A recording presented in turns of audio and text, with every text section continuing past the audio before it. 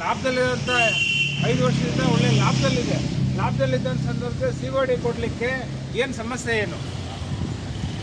COD ಮಾಡ್ಕೊಂಡಿದ್ರೆ ಇನ್ನೂ ಒಳ್ಳೆ ಪ್ರೊಡಕ್ಷನ್ ಆಗ್ತಾಯಿತ್ತು. ನಾವು ಪ್ರೊಡಕ್ಷನ್ ಮಾಡಲ್ಲ ಅಂತ ಯಾರು ಕಾರ್ಮಿಕರು ಹೇಳಿಲ್ಲ. ಕೆಲಸ ಕೊಡಲಿ, ಇನ್ನೂ ಹೆಚ್ಚಿಗೆ ಆರ್ಡರ್ಸ್ ತೊಗೊಂಬರಲಿ, ಏನು ಬೇಕೋ ಅದೆಲ್ಲ ಮಾಡೋಣ.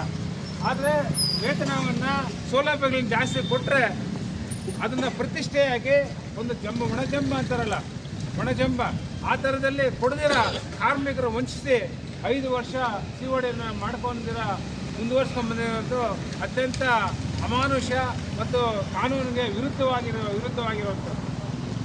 ಮತ್ತು ಅದ್ರ ಬಗ್ಗೆ ನಿರಂತರವಾಗಿ ಹೋರಾಟ ಮಾಡ್ಕೊಂಡು ಬಂದಂಥದ್ದಲ್ಲಿ ಇನ್ನೊಂದು ಹೆಸರಿನಲ್ಲಿ ಒಂದು ಕಂಪ್ನಿಯನ್ನು ಬೀದಿ ಅಂತ ಮಾಡಿಕೊಂಡು ಅಲ್ಲಿರೋ ವಸ್ತುಗಳೆಲ್ಲ ಇಲ್ಲಿ ಸಾಗಿಸ್ಕೊಳ್ಳೋದು, ಆರ್ಡ್ರನ್ನೆಲ್ಲ ಇಲ್ಲಿ ಸಾಗಿಸ್ಕೊಂಡು ಅಕ್ರಮವಾಗಿ ಸಾಗಿಸ್ಕೊಂಡು ನಿಮ್ಮ ಕಂಪ್ನಿನ ಕ್ಲೋಸ್ ಮಾಡಲಿಕ್ಕೆ ನೋಟಿಸ್ ಕೊಟ್ಟಿರೋಂಥದ್ದು ಅತ್ಯಂತ ನೋವಿನ ವಿಚಾರ.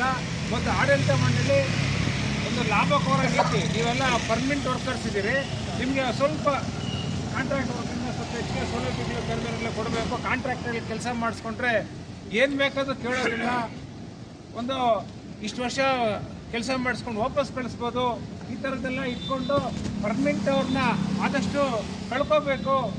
ಕಾಂಟ್ರಾಕ್ಟ್ ಅವ್ರು ಇದ್ದರೆ ಸಾಕು, ಎಲ್ಲ ಕೆಲಸ ಮಾಡಿಸ್ಕೊಬೋದು ಅಂತ ದುರುದ್ದೇಶ ಅವ್ರ ಮನಸ್ಸಲ್ಲಿರೋದು ಭಾಳ ಸ್ಪಷ್ಟವಾಗಿದೆ. ಹಾಗಾಗಿ ಇದನ್ನು ನಿರಂತರವಾಗಿ ಈ ಥರದ ಒಂದು ಚಟುವಟಿಕೆಗಳನ್ನು ಮಾಡ್ಕೊಂಡ್ಬಂದಿರೋದು ನಮಗೆ ಭಾಳ ಸ್ಪಷ್ಟವಾಗಿ ಅರ್ಥ ಆಗ್ತಾಯಿದೆ. ಹಾಗಾಗಿ ಈ ಹೋರಾಟವನ್ನು ನಾವು ಮುಂದುವರಿಸಬೇಕು. ಕೋಲಾರ ಜಿಲ್ಲೆ ಇತ್ತೀಚೆಗೆ ದೊಡ್ಡ ಮಟ್ಟದ ಕಾರ್ಖಾನೆಗಳು ಬರ್ತಾ ಇದೆ, ನಾವೆಲ್ಲ ವೆಲ್ಕಮ್ ಮಾಡ್ತೀವಿ. ಆದರೆ ಎಂಥ ಸ್ವರೂಪದ ಕೆಲಸಗಳು ಕೊಡ್ತಾ ಇದ್ದಾರೆ. ಅದ್ರ ಜೊತೆಗೆ 3 ವರ್ಷಕ್ಕೊಂದು ಸಾರಿ ವೇತನ ಅಗ್ರಿಮೆಂಟ್ಗಳನ್ನ ಮಾಡ್ಕೊಂಡಿರ ವಂಚಿಸುವಂಥದ್ದು. ಮತ್ತು ಲಾಭ ಬಂದರೂ ಸಹ ಆ ಲಾಭದಲ್ಲಿ ಒಂದು ಸಣ್ಣ ಪ್ರಮಾಣದಲ್ಲಿ ನಿಮಗೆ ಸೌಲಭ್ಯಗಳು ಕೊಡದೇ ಇರುವಂಥದ್ದು ಅತ್ಯಂತ ಆಗ್ತಾ ಇರುವಂಥದ್ದು ನಾವು ಈ ಜಿಲ್ಲೆ ಗಮನಕ್ಕೆ ತರಬೇಕಾಗಿರೋ ಒಂದು ವಿಚಾರವನ್ನು ಇಟ್ಕೊಂಡು. ಹಾಗಾಗಿ ಮುಂದೆ ಒಂದು ಜಿಲ್ಲಾ ಮಟ್ಟದಲ್ಲಿ ಹೋರಾಟನ ನಾವು ಮಾಡಲಿಕ್ಕೆ ಒಂದು ಪ್ರಯತ್ನ ಮಾಡೋಣ.